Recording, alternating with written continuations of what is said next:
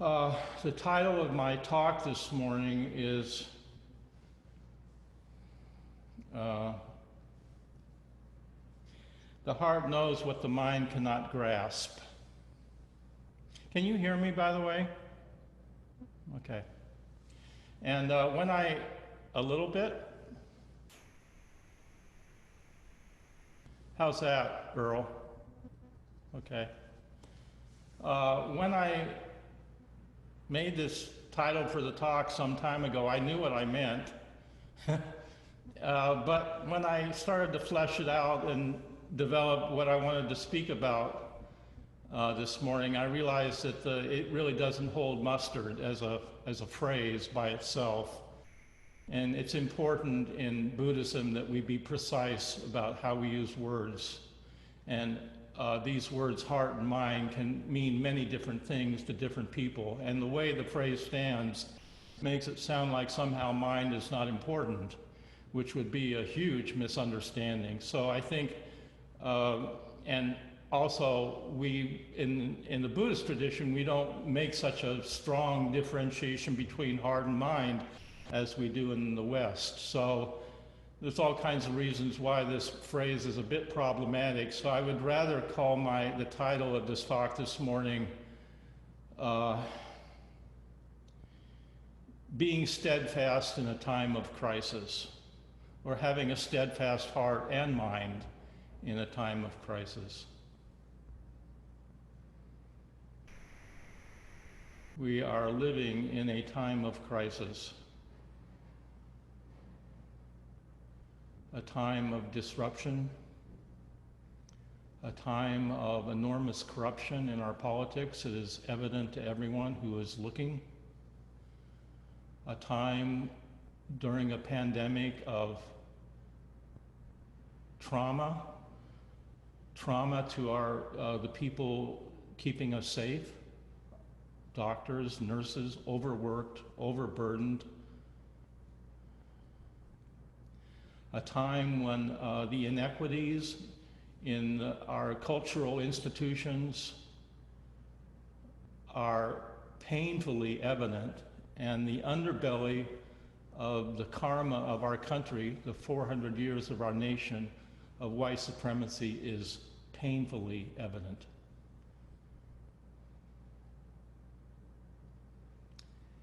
It's disheartening. It's discouraging if you have your eyes open and you're looking at what's happening right now, it's really hard. It's a time of profound life and death, when people are dying and they can't even be, their family can't be by their bedside. What is that like for those families? What is that like for people dying alone, covered with things it's just unimaginable amount of suffering taking place right now. And in some ways, there's I think a kind of instinct to return to things that are basic, because the level of dysfunction in our larger national, federal, and even state institutions is so extreme that there's an instinct to do things much more at the local level. So we've all been sequestered. Maybe you're starting to bake bread. Maybe you're growing your own food.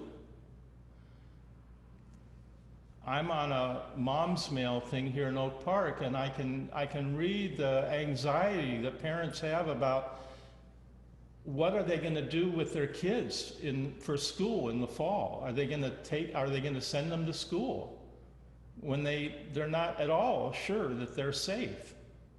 So then the parents are asking, if I can't send my kid to school, then I have to provide the education for my kid myself. I have to do homeschooling. Even the public institutions that provide education are dysfunctional.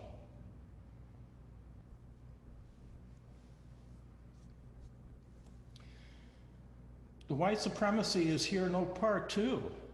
There was a report the other day, some kids I didn't read the full report, I can fill in the gaps, and I'm guessing, but there were some kids playing in a park, they're playing baseball, and someone called in and said there were some kids in the park that didn't look like Oak Parkers.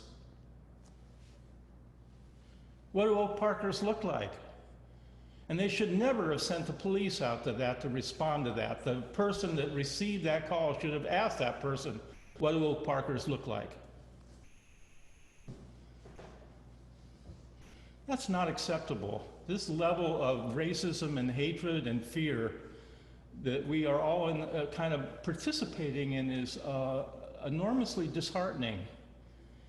So what I'd like to talk about this morning is how do we find, and you all know how to do this. I'm just going to remind you how to do it. How do you find a steadfast heart and mind in a time like this? It is so disheartening. It is so discouraging. It is so disappointing in many ways, on so many levels.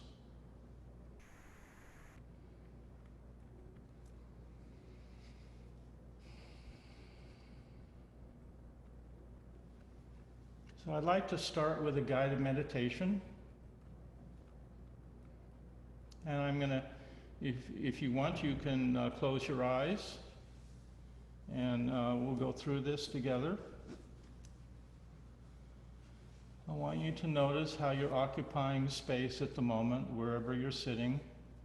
And take some breaths to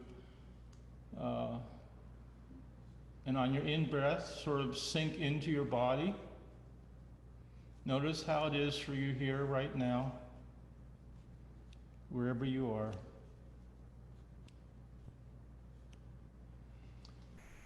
And let an image rise in your imagination of the most steady and loving being that you can imagine. It could be someone you know. It could be a public person that you know of, that you admire, that inspires you. Mahatma Gandhi, Martin Luther King, Rosa Parks, the Dalai Lama.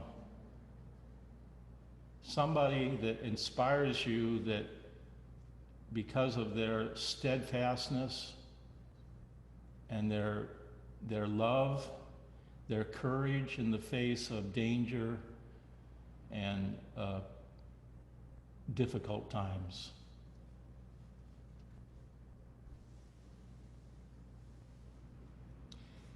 And if you cannot find a person, it could be an animal, it could be a creature. And if you can't find that, then just imagine that there is this presence here with you of this love and bravery, and it is here with you right now. But it will help if you can find an image to personify this. Feel their wisdom and their steadiness with you right now.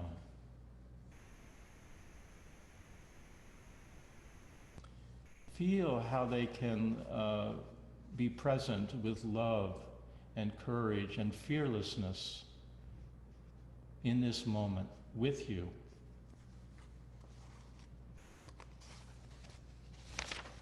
Let them show you that love and courage and inspiration, and remind you of what is possible. What does it look like to be steady and brave in the midst of disruption and chaos and fear and hatred? What does that look like to be steady and courageous?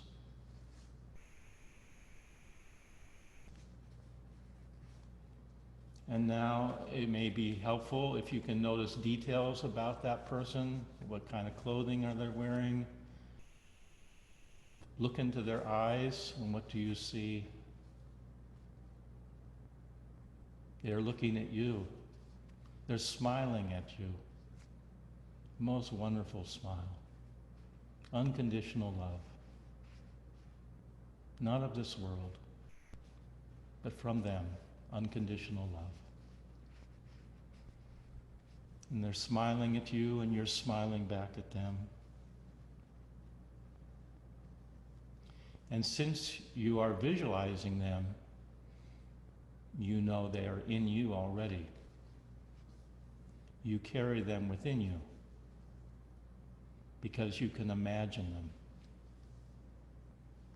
So you already have these same qualities within you, right here, right now. The steadfastness, the courage, the love, the compassion, the wisdom, the largeness of your capacity to be skillful and to be kind.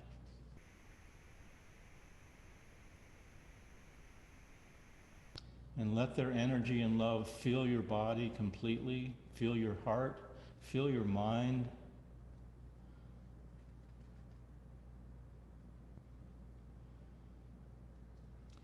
And now they reach into their pocket and they pull out a symbol, which is just what you need at this moment to be steady and strong. They pull out a symbol. And they give you that symbol. You're holding that symbol in your hand. You hold it up to the light to see it more clearly. It's just what you need at this moment to remind you of your steadiness, of your courage, of your fearlessness.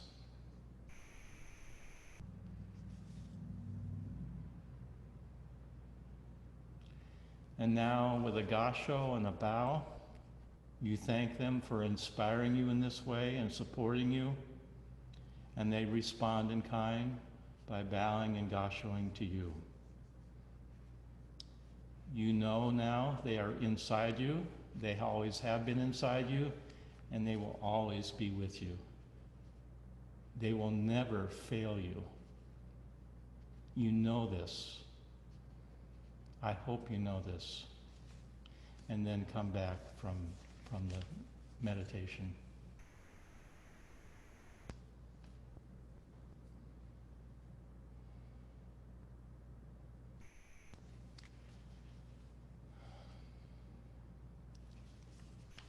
The spiritual path, I have been thinking for some time that we need a course correction here at the Zen Center.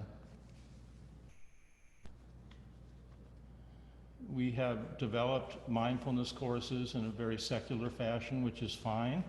They're very useful, they're helpful. But we've always taught mindfulness in the context of waking up.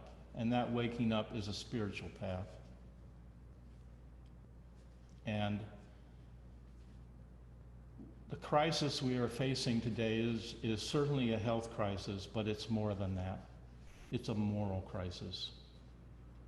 We don't know who we are right now. We are adrift.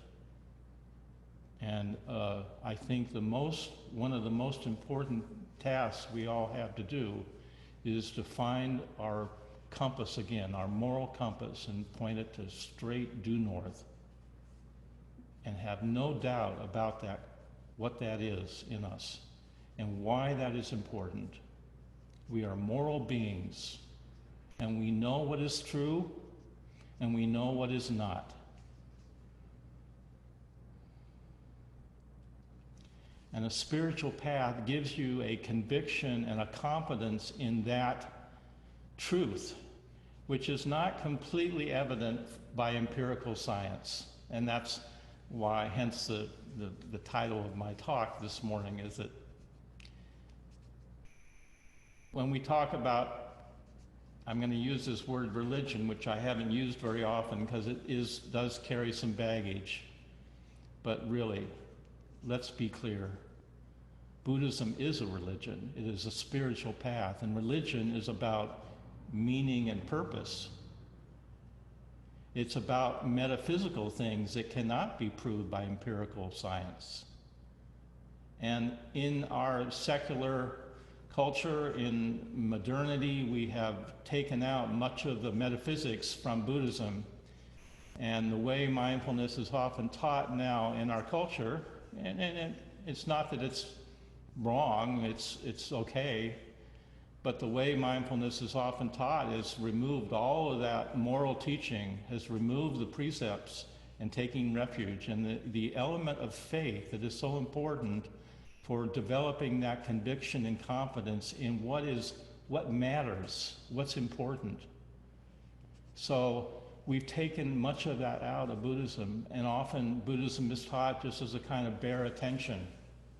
And it's almost like it's a therapy for relieving stress. And that's okay. But it's so much more.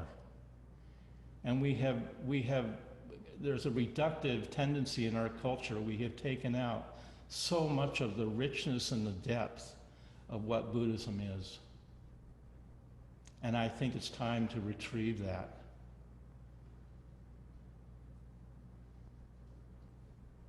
And what we are retrieving is, I hate to say this, it's a matter of having faith. I know, I don't hate saying that. I need to explain what I mean by that, because again, we don't think of mindfulness and faith in the same together. Again, we tend to think of mindfulness as a bare attention without any connection to ethics or morals or precepts. And this is not the way mindfulness was taught in Buddhism, traditionally. Not at all. The word for mindfulness in Pali is sati. It means to remember. Well, what are we remembering? We're remembering what matters most. And what matters most is what we have faith in. And that faith is not in the beginning, it might be a blind faith. It's interesting that the Pali word for faith also has a resonance with the word suffering. So we come to faith through suffering. I can't tell you how many people I've had the pleasure of getting to know that have come to the Zen Center over the years, and they've come because of some big suffering in their lives. A loss, a betrayal, a sickness, a depression, an addiction. So we come to a spiritual path because we're looking for something that will help heal what afflicts us. We have a kind of angst, an anxiety that we can't even pinpoint where it comes from, and there's this uneasiness that all the social and cultural values and promises are not working. They don't lead to happiness or joy. They can't, and at some point you realize you can't depend on those worldly things. It's not that they're particularly bad, but they don't lead to joy.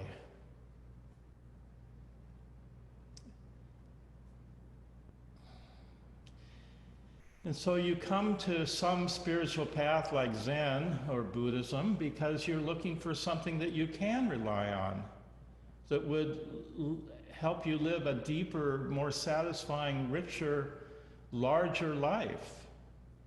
And you see that there's these teachings that seem to hold out that possibility, but you may not have had that experience yet, so you have some faith in it.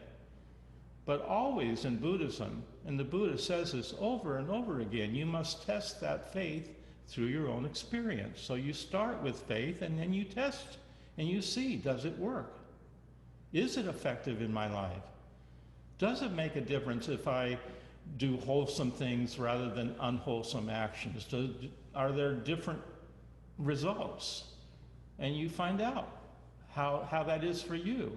And if doing unwholesome things really works for you, then, do that. And if having faith in something like taking refuge in the Buddha, Dharma, and Sangha doesn't make any sense for you, and then you tried it out and it doesn't work, then don't do it. So the approach here is a very reasonable and down-to-earth one, but it is still, I want to emphasize this, it is still a spiritual path that is religious in nature, because it's about meaning and purpose. It's about living a moral life. It's about pointing our compass to true north. And that's what gives us conviction. That's what frees us from the kind of doubt and uncertainty that arise from chasing after worldly goals that do not satisfy. And that's what religion is talking about. Now, I understand there's baggage in the word religion. There's all kinds of things about institutional religion that we could point out that are not helpful. But I think we could say that one of the qualities of Zen, which is very interesting, it is talking almost about... The problem for us is that our masters think... Someone's microphone is on. Who is that?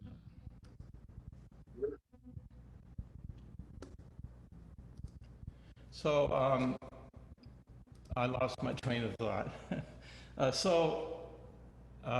Where was I?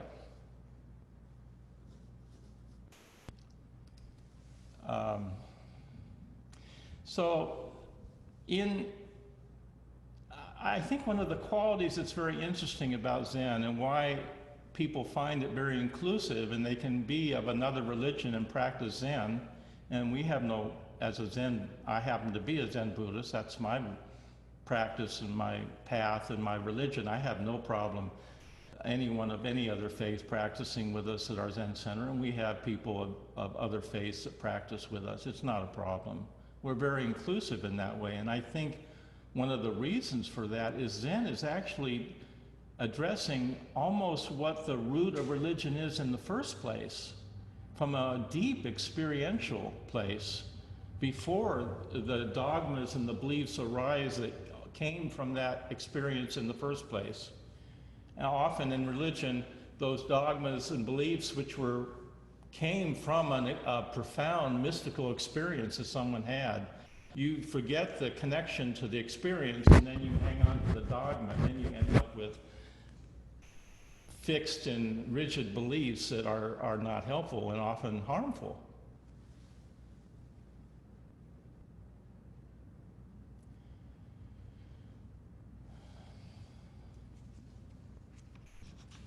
So the point of our spiritual path is to wake up, to see the world more clearly, to see ourselves more clearly.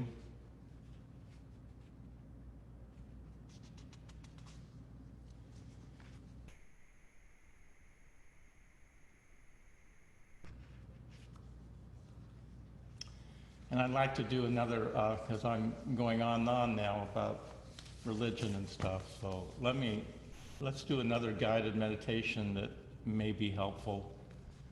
And so I'm again going to ask you to, you may want to close your eyes for this and notice how you're occupying space at the moment. And take some deep breaths, and on your out breath, allow yourself to sink into your body.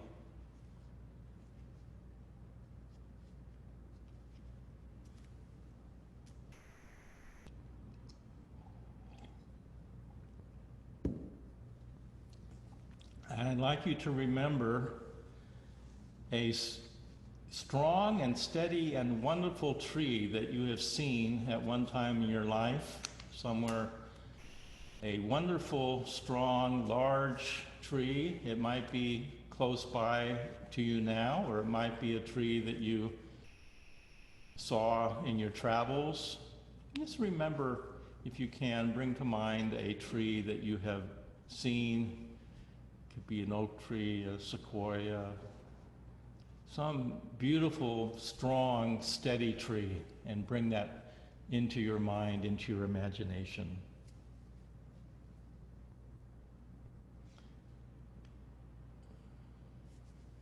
Remember this tree, how magnificent it is, and sense yourself beneath it, gazing at that strong, sturdy trunk, and looking up into the beautiful canopy of leaves, catching and filtering the sunlight.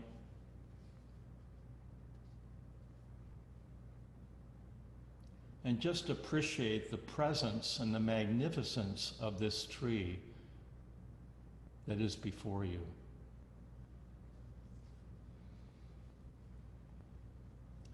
Let this tree be a teacher to you.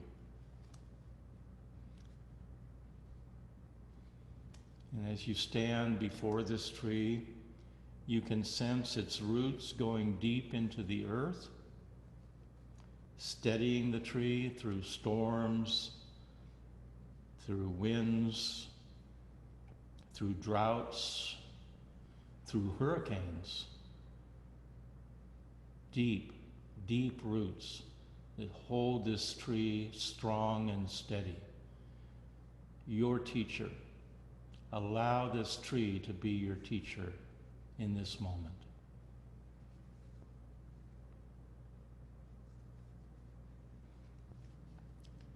What can you learn from this tree now?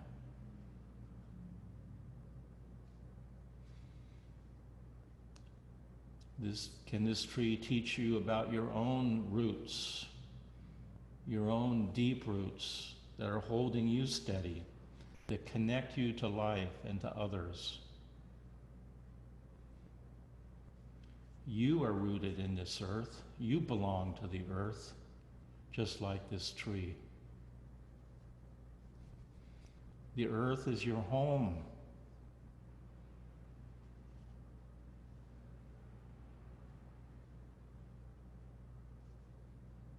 And let all your fears and your tensions and your stress just drain back into the earth. And you stand strong and flexible.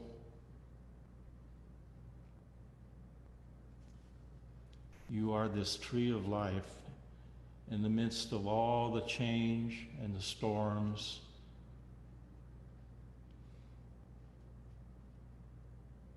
Sense how you are rooted in the vast space, in space and time, with the seasons coming and going, how you rest in the winter and you renew yourself in the spring, and then you drop your leaves if you're a deciduous tree in the fall.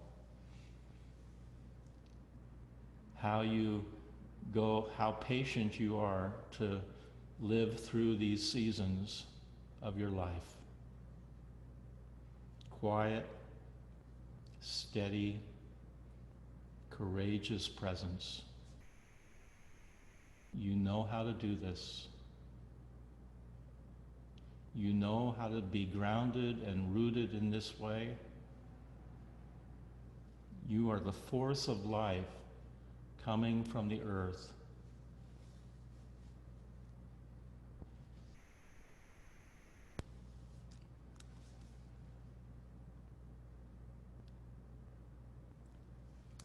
You may come back from this guided meditation.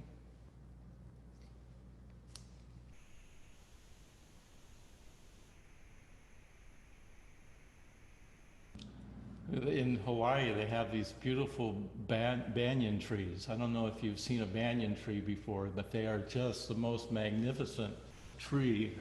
And they have these huge roots that are like, you can sit on the root, and they grow out from and they grow very large, the banyan trees. They're just magnificent.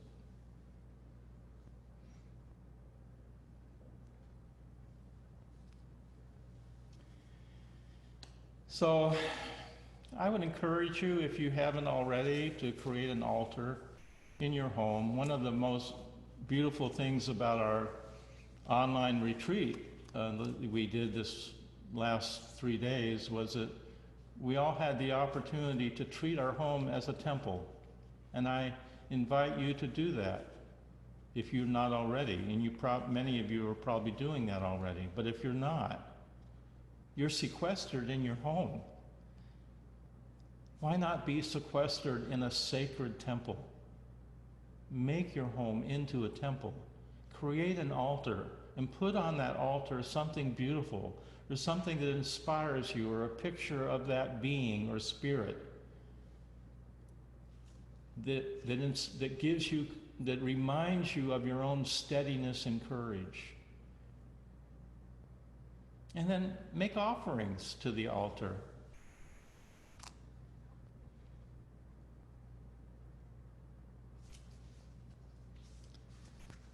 I'd like to read a poem by John Donahue about the earth, since we just did this meditation on the tree. And it's called, it's going to be, we have time. John Donahue was just a wonderful poet that left us just so many blessings. And he wrote a whole book on poems that were just blessings for many different occasions. And this poem comes from that book, and it's called In Praise of the Earth.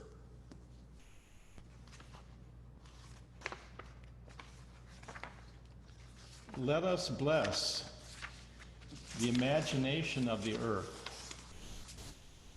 that knew early the patience to harness the mind of time, waited for the seas to warm, ready to welcome the emergence of things dreaming of voyaging among the stillness of land. And how light knew to nurse the growth until the face of the earth brightened beneath a vision of color. When the ages of ice came and sealed the earth inside an endless coma of cold, the heart of the earth held hope, storing fragments of memory, ready for the return of the sun. Let us thank the earth that offers ground for home and holds our feet firm to walk in space open to infinite galaxies.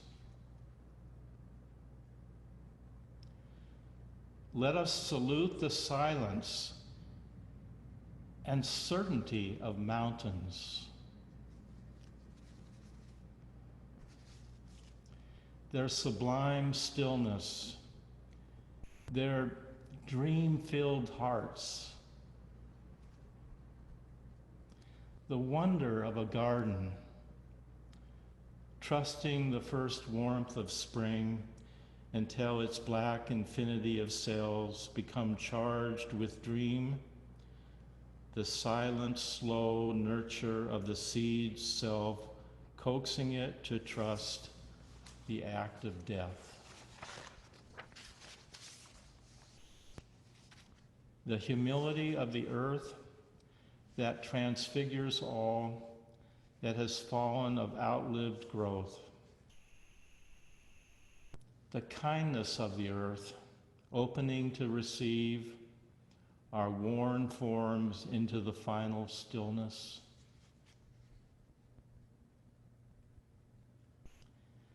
Let us ask forgiveness of the earth for all our sins against her, for our silence and poisonings of her beauty. Let us remember within us the ancient clay, holding the memory of seasons, the passion of the wind, the fluency of water, the warmth of fire, the quiver touch of the sun, the shadowed sureness of the moon.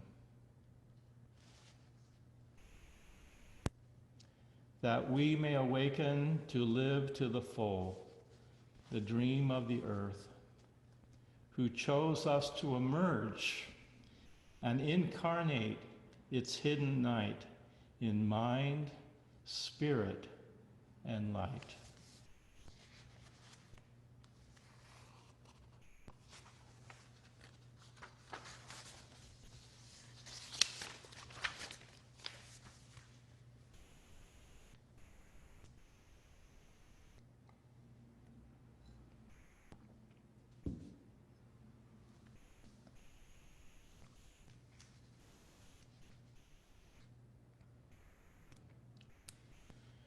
At the beginning of this pandemic, things changed so rapidly, so quickly.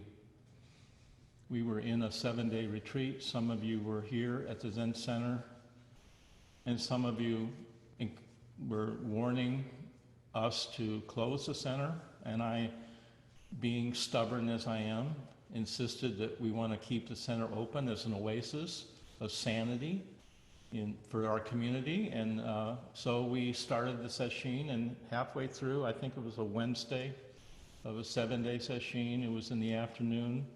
Some of you were sleeping on couches and resting, and I heard the news of the first virus in Oak Park, and I knew at that moment, I knew in my body without any doubt that we had to close the center. And I usually don't act on something that quickly, but I didn't have any doubt about it at all. And I woke people up from their naps. I called them into the Buddha hall, and I said, I'm so sorry. We've never done this before, but we have to close the sesshin, because if anyone got sick here with the virus, it would be inexcusable. And so we stopped the sesshin, and I sent everyone home. It was a very sad day. And I continued to sit on my own because I was in that retreat, and it felt like the right thing to do for the moment at the pandemic. And I started to do this feeding your demon practice at Alioni. What's her first name?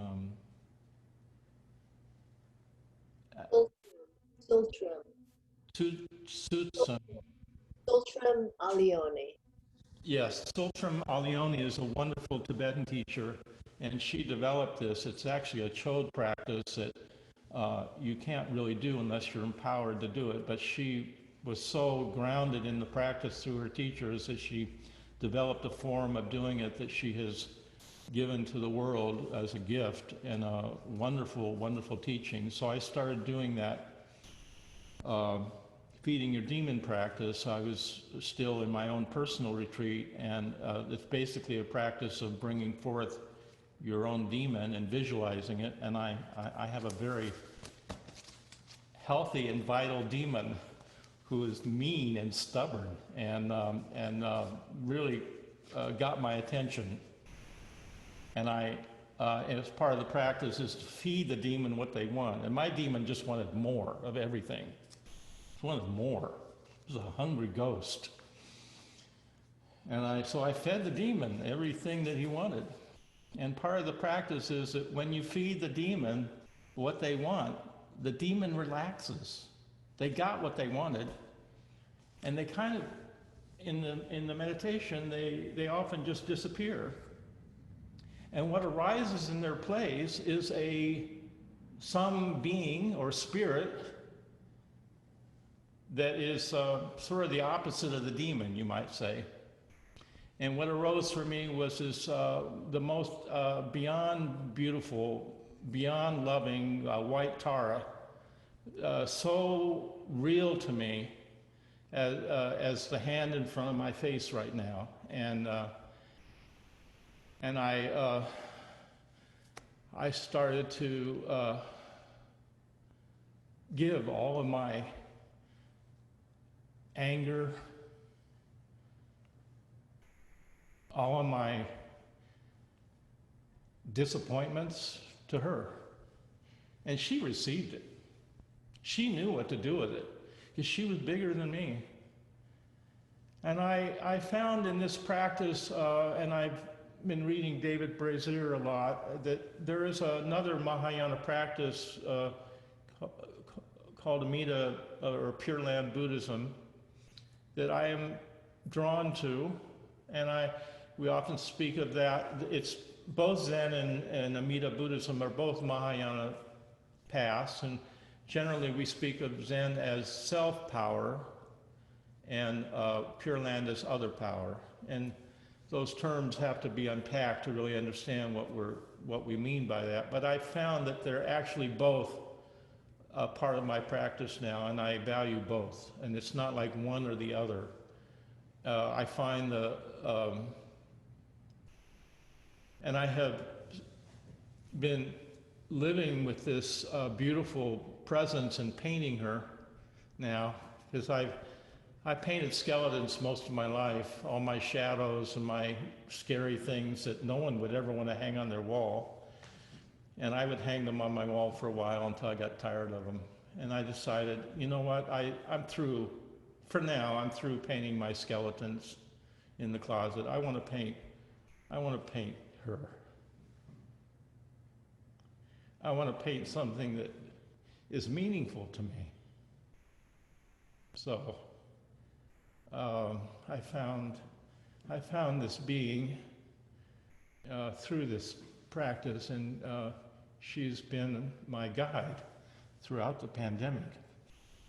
So I hope and I encourage you to find that spirit guide, a bodhisattva, a Buddha, Mahatma Gandhi, Thich Nhat Hanh, somebody that you can give your anger to.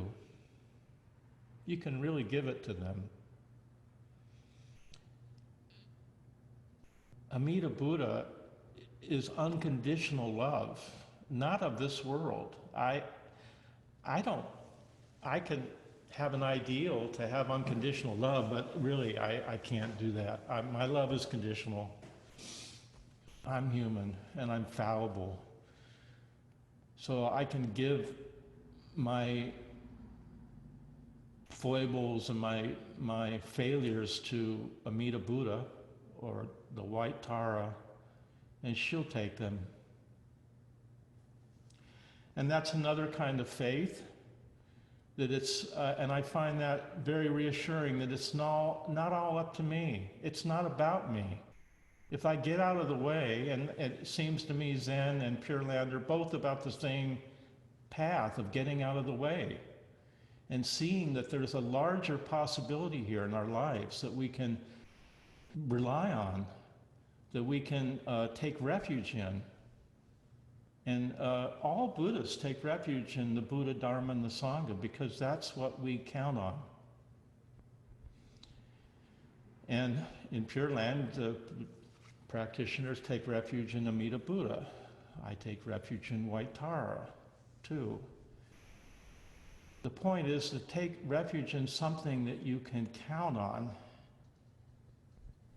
We normally take refuge in security, fame, money, wealth, winning, status, pleasure, and those things are fleeting at best.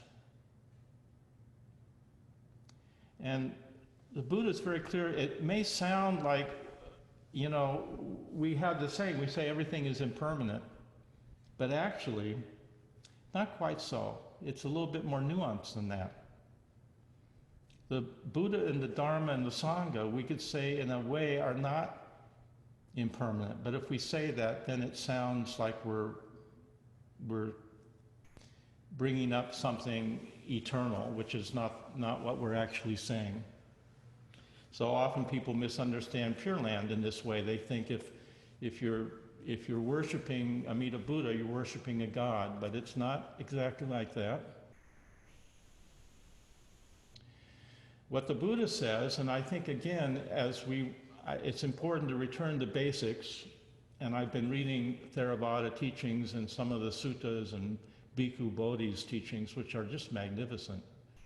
We should have the context of our Zen path, and I think when Zen developed in China, it developed in people that had a context of the Theravada path. And we don't have that context.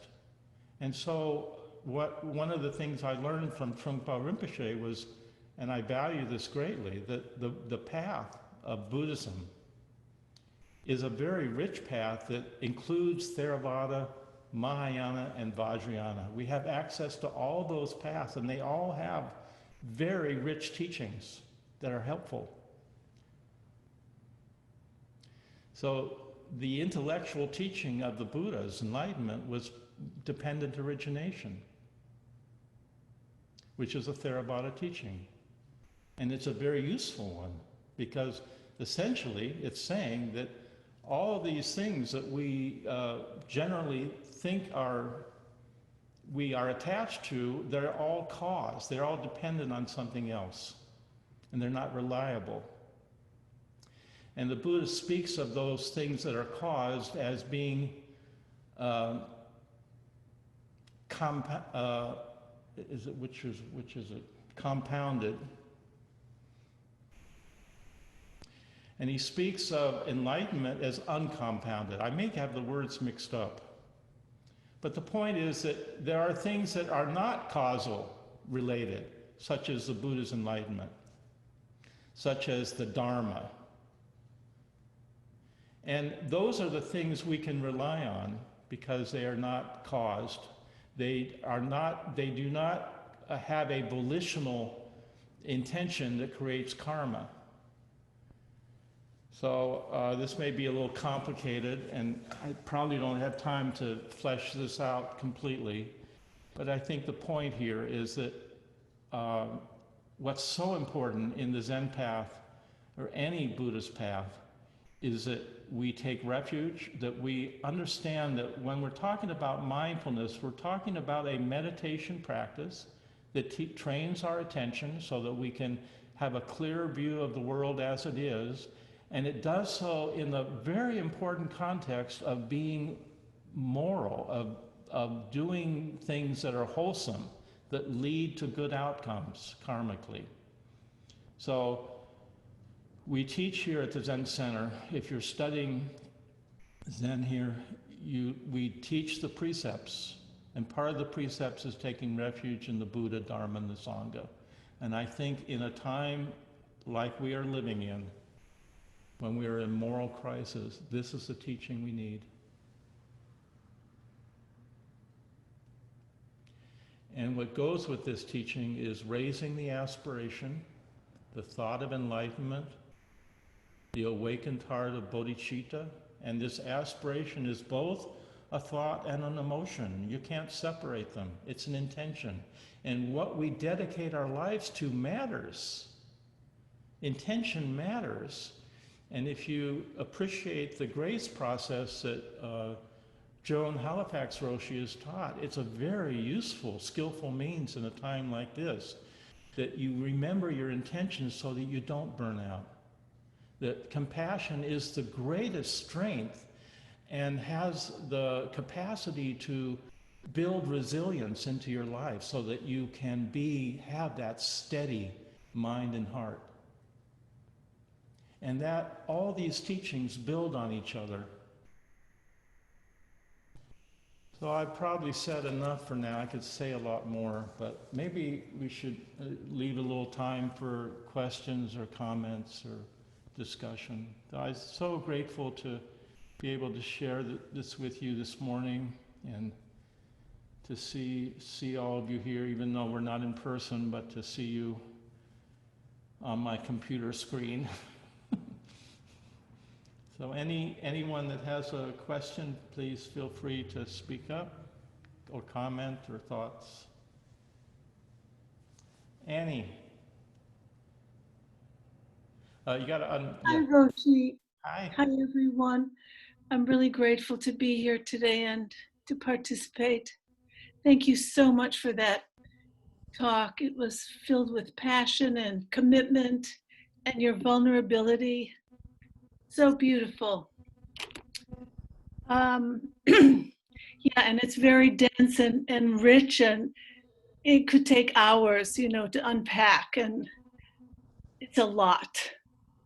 When I have a question about the conviction aspect of Buddhism, and you spoke about it would be very helpful to be really committed and convinced and sure about and certain as having a moral compass.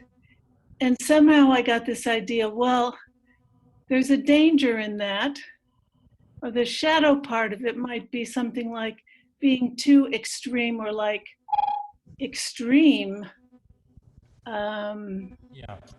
like certain political or religious groups are. So it seems like that's there too. That's a wonderful question. Thank you for asking it, Annie, because thank you. That's a really wonderful question. It's easy to be moralistic. When we speak of being moral, we could easily misunderstand that to mean being rigid and moralistic. And I think the correcting thing in Buddhist practice is that you are actually practicing inquiring into the nature of your perception and seeing the dualistic quality of it, and understanding that when you can begin, what we mean by kensho in Zen is having a perception that is free of self and other, that's non-dualistic. And when you have that opening and that experience of the oneness of your perception, so to speak, and just to say it is already dualistic, so language fails us. But I think the thing that corrects us from becoming rigid and projecting some evil out there, which is what often religions do, is that it's all here within us. We're owning all of that, the shadow stuff. You're owning that through your practice. You're going down and dealing with your own stuff, and you don't project it out. You actually own it. And I think that results in coming a much stronger conviction, and then you trust that you do have a moral compass. It's not righteous in the sense of projecting something out that's wrong out there, but it's all within you. And then that leads you to have a conviction in something that is true, that you don't, it doesn't depend on other people's, the world out there giving you feedback. You find it within your own body, within your own heart and mind, and that's what leads to that conviction. Does that make sense? Yes, thank you very much. Thank Thank you. you for the question, because that could easily, when we speak of being moral, it's often misunderstood as being righteous and obnoxious and rigid and moralistic. Yeah. This leads. Roshi, this is Craig. Can you hear me? Hi, Craig. Hi. I'm an uneven attendee at best for these, but this has been a very moving talk for me. And my sense is that it is coming from a deep well of sadness on your part, and that tragedy is evincing this kind of very special wisdom. And so so that's a comment. The question is, I know something about the Christian tradition. I know something about wisdom coming from tragedy in that tradition. But I wonder about the Zen tradition, Buddhist tradition. Is there some sense that we know that we're looking for that tragedy and sadness can result in great wisdom? Wonderful question, Craig. Thank you. You know, we have an interfaith circle that Robert Schwach is leading once a month that is exploring the intersection between different religions and Buddhism, which is, we're having wonderful discussions. But what I would say about that is, yes, sadness, part of having an open heart and being steady is being brave to allow the sadness to be here, because we don't have to go looking for it very far. It's already here. And the tragedy is already here in our world. It's painfully apparent. And when we speak of bodhicitta, we're speaking about this sad and tender heart that's broken. And there's a kind of bravery in allowing that to be, that soft spot to open and grow and nurture it, not run away from it, and not cover it over or protect it with gated communities or self-protection or all the coping defense mechanisms we have to protect the ego. So that bodhicitta is born out of sadness, and the sadness is a great strength at this point. It's it's a tenderness that comes from this, because it's so raw as to be almost unbearable. And we speak of bodhicitta as a kind of unrequited love. It has this bittersweet, sad, joyful quality all in it. And so it's a seed that we can water. And you know, it's just what seeds do we want to water? And today it's also evident water some seeds that would have good outcomes, and we could water some other seeds that would have some really bad outcomes. And both are possible in our world today. And I think what we're talking about as spiritual path is let's water that bodhicitta seed. Thank you for that. Thank you for that. I just felt there was especially an element of just kind of raw feeling that led to something very special today. So thank you for that. Yeah, another really good book I would recommend is Edge States by Joan Halifax Roshi, because she's talking about these places where you can get stuck in sadness and tragedy too, and you can wallow in it. You can get stuck in your outrage, and so these are all important edge states that can move us to a more positive, active engagement with the world. And so I think it's a very relevant book right now to look at that.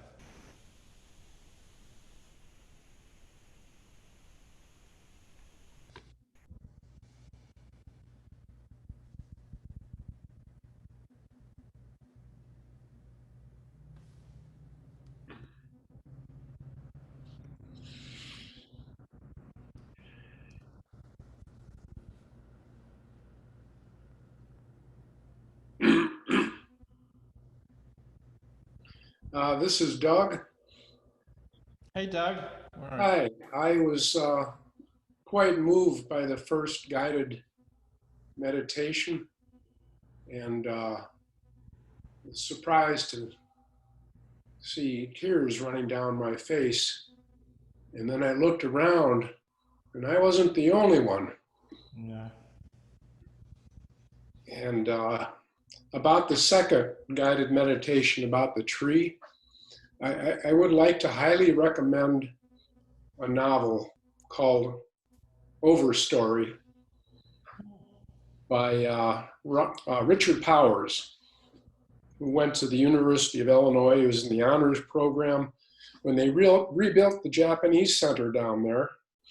He was there, he contributed money, but he also had his hammer with him to help reconstruct the Japanese house. But that Overstory, marvelous. You'll learn more about trees than from reading anything else, I think. Okay. Thank you, Doug.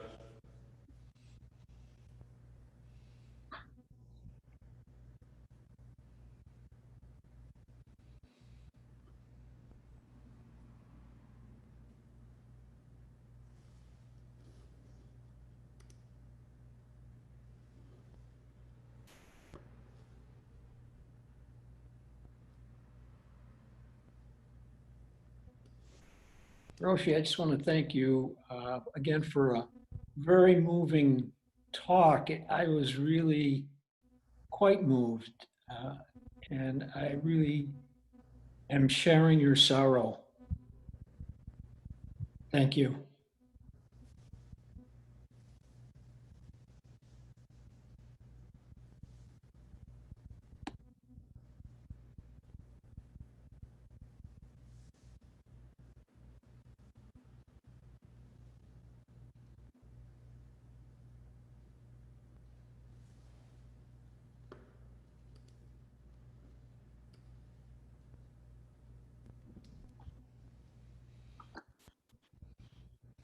So perhaps we are done for the morning. I'd like to dedicate the merits of our morning to the healthcare providers that are keeping us safe.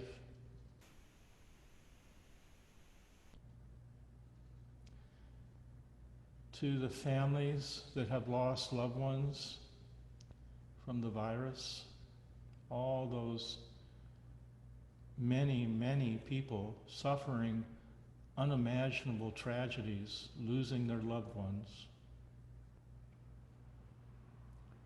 Let us all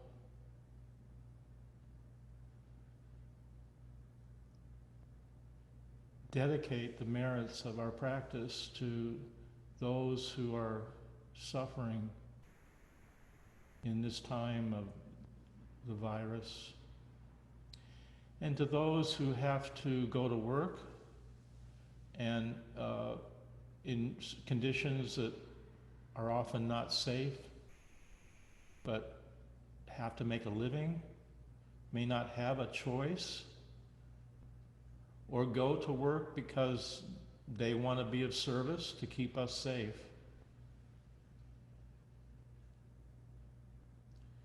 So please remember all these many beings that we depend on for our well-being, that help us to have the lifestyles that we have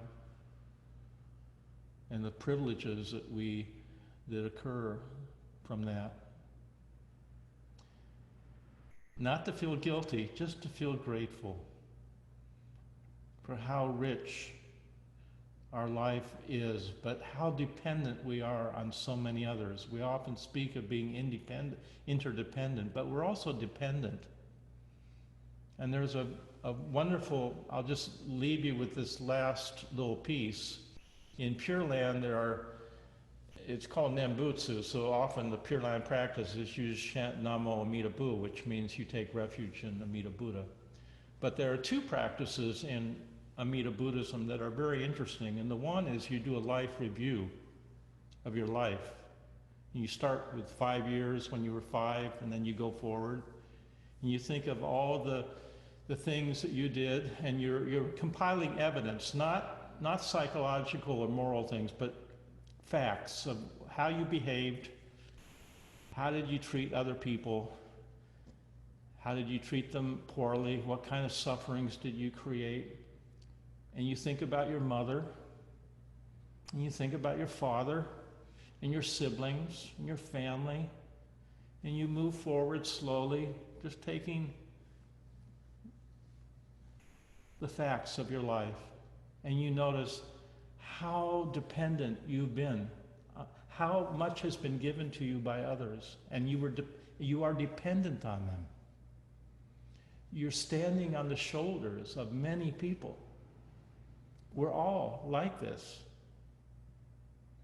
And then from that practice comes a longing, the second part, which is a longing for this being that I hope you found in this guided meditation, a longing for the presence of that being in your life, and that you can have a kind of humility to give your karma, your suffering, your turmoil. You can give it to that being because they're so much bigger than you, and they know what to do with it. Now, I know it's not, in our culture, we don't think of cosmic beings out there as being real because we are really kind of attached to a positivism and empirical way of seeing things, so we don't think those things are real.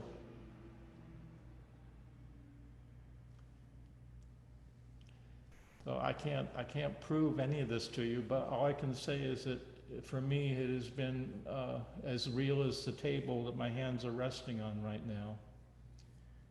And that longing, that bodhicitta, however you find it, it doesn't matter, as long as you find it in your heart, that sad and tender heart, please water and nurture that seed, because what will come from that are all the resources you need to be steady and brave and fearless in this time.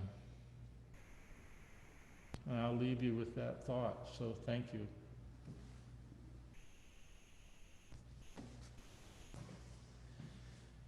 Okay. Thank you very much, Roshi. I wanted to, Christian reminded me that he's putting podcasts together of these talks. So not only the video we have on YouTube, but you can listen on podcasts eventually. Thank you, Christian Solarzano, very much for that. Thank you, everyone, near and far. Thank you, Joshin. It's wonderful to listen to you again in person. Okay. Oh, thank you, Pam. Lovely seeing you again. Give my love to Carl. Okay, thanks. Thank you, Roshi. Bye. Thank you, Roshi.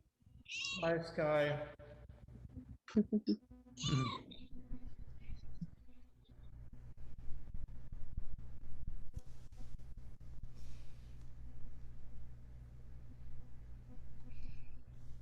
Hi, June. Sam. French kiss.